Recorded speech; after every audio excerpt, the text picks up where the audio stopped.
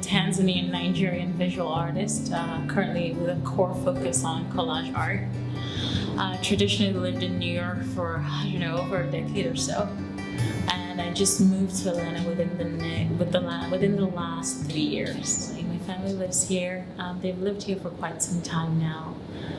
So I have 3 older sisters, but 2 of them live here with their families. And my brother used to live in Atlanta as well. I have a twin brother, and he moved to Kansas City. So I set a goal for myself. And shortly after, I had one of who I consider to be a mentor confirm that for me. And I asked him, I said, how involved should I be? I have no network currently at that time.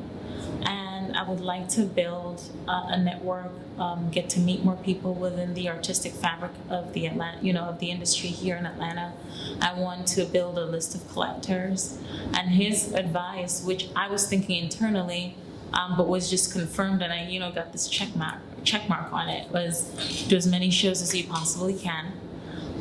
Go to networking events, go to other artists' exhibits, and meet people, connect with people, build relationships, which is really now almost a year, going on a year plus short, over 2 months or so of when that was shared with me. And I've been really dedicated to that. I've done so many different shows and events, art trade shows, exhibits, been in gallery spaces, building connections, building lasting relationships. And it's been really, really exciting. Now, that under my belt, I think I'm in a definitely a better position to make more strategic decisions for my artistic career moving forward. And, of course, I asked him, I said, why do you say that?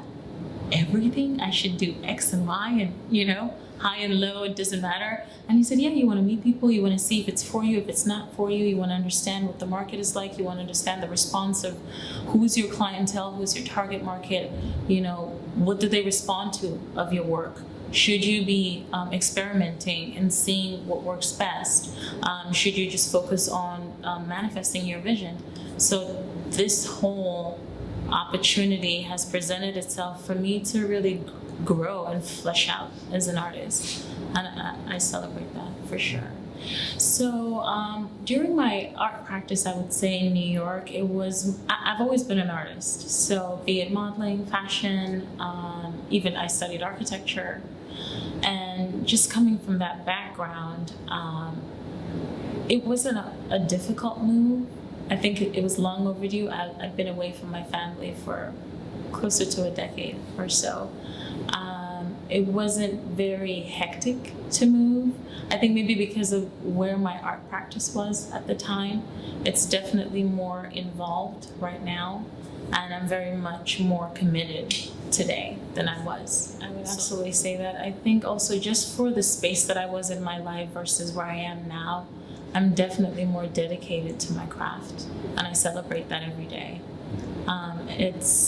It's just being opportunity after opportunity and blessings over blessings, and I'm really happy to celebrate that with, people like my cohorts at Tila Studios. I'm a member of Tila Studios, and it's just been so great to be received as an artist in the city.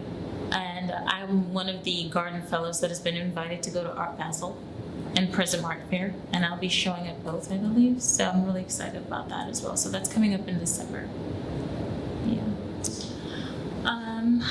I would say something that has been really close to heart, and I'll say this: I've been blessed enough to have my work sell on opening night.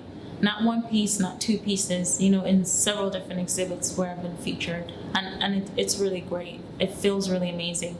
But I think from the relationships that I've built around the city, I've also heard, and I agree with, us as artists having some kind of a responsibility to educate and build the next generation of collectors, if you will. We have a responsibility to teach about art. We have a responsibility to share what our manifestations are, so people now understand it more and hold it closer to heart, to also be a part of that celebration of culture or whatever messaging that we are manifesting in the work. I think that while there's a huge collector base in Atlanta, I think more of these people are older, and so maybe we're teaching younger collectors. Maybe we won't benefit from it right now, but I think the ones that come after us will be in a better position to live off of their work and their art.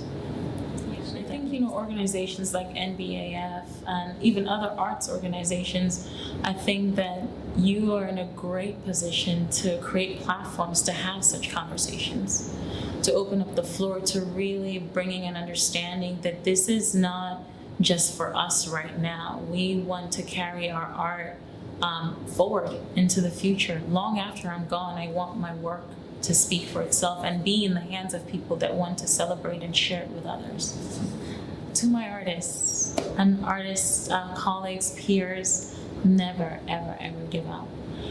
I think that there are seasons in our lives where we find ourselves, I don't want to use the word busy, but you find that your roster is full and you have made so many commitments, not because you're afraid that you won't work again, but because you actually believe that you're capable to deliver.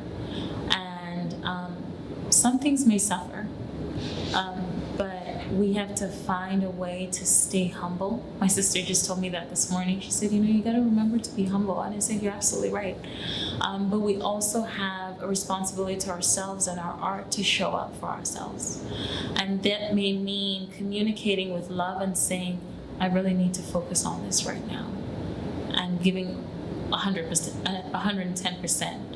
And then coming back to check in on, whatever was left behind at the time in that season. It won't always be that way. But I think when you deliver, and I tend to want to over-deliver, you can celebrate that with everything that you love and everyone that you love after your manifestations.